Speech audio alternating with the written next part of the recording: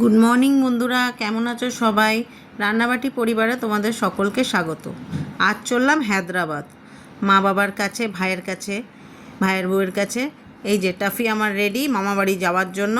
এবার ওকেও নিয়ে যাচ্ছি। এবার তোমাদের দেখাবো হায়দ্রাবাদে ঘোরাঘুরি সব কিছু। চলো বেরিয়ে পড়ি। বেরিয়ে পড়েছি গাড়ি করে। প্রথমে যাব স্টেশন, মানে সিএসটি। গাড়ি চলছে, এবার গাড়ি করে সিএসটি পৌঁছাবো। দেখো চারদিকে কত বড় বড় সব ফ্ল্যাট। মুম্বাইয়ে যা থাকে ভর্তি বড় বড় সব ফ্ল্যাট দেখে মনে হয় যে ঝাঁ চকচকে ফ্ল্যাট, কিন্তু এর ভেতরে কত মানুষ কত অসুবিধা নিয়ে বাস করছে। যাকগে চলো, গল্প করতে করতে প্রায় স্টেশনের কাছে পৌঁছে গেছি। এবার স্টেশনে গিয়ে টাফিকে নিয়ে ট্রেনে ওঠা, এটা একটা বড় যুদ্ধ। চলো দেখা যাক কী হয়। স্টেশনে ঢুকে গেছি, টাফিকে নিয়ে যাচ্ছি। তোমাদের বলবো যে যে আমাদের পোষ্যরা, তাদেরকে নিয়ে যেতে কি কি করতে হয়। প্রথমত ফার্স্ট ক্লাসের টিকিট বুক করতে হয়।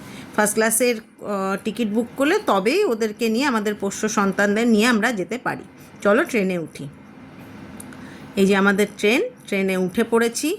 কূপে আমাদের টিকিট ছিল, চেপে পড়েছি কূপে। টাফি বসে আছে, এখন তো খুব ভদ্রভাবে বসে আছে। এর পরে কী করে সেটাই দেখার। সমস্ত কিছুর ব্যবস্থা করে নিয়েছি, করে সে আরামসে বসে আছে। দেখো বসে বসে দেখছে, বসে আছে এখন চুপচাপ। দেখা যাক এরপরে কি করে। আসলে জানোই তো, যাদের বাড়িতে পোষ্য আছে তারা জানো যে ওদেরকে রেখে তো আমাদের যাওয়া খুব মুশকিল, তাই নিয়ে যাওয়া সঙ্গে করে। রাত কাটিয়ে সকাল হয়েছে। সারা রাত বাইরে একটু আওয়াজ হলেও চিৎকার চেঁচামেচি করেছে, করে কোনো মতে সকাল করেছি। এখন সকালে জানলায় দাঁড়িয়ে দাঁড়িয়ে তিনি দেখে চলেছেন। পোষ্যদের নিয়ে যাওয়ার একটা ব্যবস্থা আছে। তোমরা প্রথমে তো ফার্স্ট ক্লাসের টিকিট কাটবে, তারপরে ওদের কিন্তু সার্টিফিকেট লাগে। ওদের সার্টিফিকেট জোড়া ফিট এবং পুরো ভ্যাকসিনেটেড, এই সার্টিফিকেটটা ডাক্তারের কাছ থেকে নিয়ে নেবে। নিয়ে ট্রেনে ওঠার 1 ঘন্টা আগে স্টেশনে গিয়ে টিকিট কাউন্টারে গিয়ে ওই সার্টিফিকেট দিলেই ওরা ওখান থেকে একটা লেটার তোমাকে দিয়ে দেবে। তাহলে তুমি তাকে নিয়ে ট্রেনে যে কোনো জায়গায় ট্রাভেল করতে পারবে। যে সুন্দর গাছপালা দেখতে দেখতে আমরা চলেছি। ফার্স্ট ক্লাসে ট্রাভেল করা বেশ আনন্দেরই, যদি তোমার পোষ্যটি শান্ত হয় তো। আমার টাফি তো মহারানী, তিনি তো একেবারেই শান্ত নন। তাকে সারা রাত্রির গান শুনিয়েছি আমি, যাতে সে শান্ত থাকে। যাকগে, এই এক ব্যাপার। এবার তাকে নিয়ে এই সামনে বেরিয়েছি, যাতে একটুখানি সামনে ঘোরাঘুরি করে। আরেকটা মুশকিল আছে, ওখানে না ওরা কিছুতেই সুসুপটি করতে চায় না, সেই জন্য অনেক কিছু ব্যবস্থা করে সেসব করতে হয়। যাই হোক, ভালোভাবেই পুরো জার্নিটা কাটিয়েছে, এটাই একটা আনন্দের বিষয়। আমরা পৌঁছে গেছি আস্তে আস্তে। এই যে স্টেশনে ট্রেন ঢুকছে, এবার স্টেশনে ট্রেন ঢুকছে। কী যে আনন্দ লাগে বাপের বাড়ি আসতে বলো। সারা বছরে এই একবার এই সময়টার জন্যই আমরা অপেক্ষা করে থাকি। যাক, পৌঁছে গেছি। এবার আস্তে আস্তে ট্রেন থেকে নামার পালা। ট্রেন থেকে নেমে তারপরে বাড়ি গিয়ে সবার সাথে দেখা করার পালা। ট্রেন ঢুকছে, প্রায় এসে গেছি আমরা। হ্যাঁ, স্টেশনে প্রায় এসে গেছি। আর এদিকে টাফিকে দেখো, সে রেডি হয়ে গেছে ভেতরে, আবার রেডি। সে বুঝে গেছে যে এবার তাকে নামতে হবে। ব্যাস, এই সারা রাত্রির এই করছিল। এই উঠে উঠে দরজা দিয়ে দেখছে, আর কেউ যদি উঠেছে, একটু যদি আওয়াজ হয়েছে, ব্যাস সাথে সাথে ভু ভু ভু ভু ভু ভু ভু চালু। যাক, এই করে করে কোনো মতে একটা রাত্রির জার্নি করে পৌঁছে গেছি। এই যে স্টেশনে ট্রেন ঢুকে গেছে। এবার নামবো।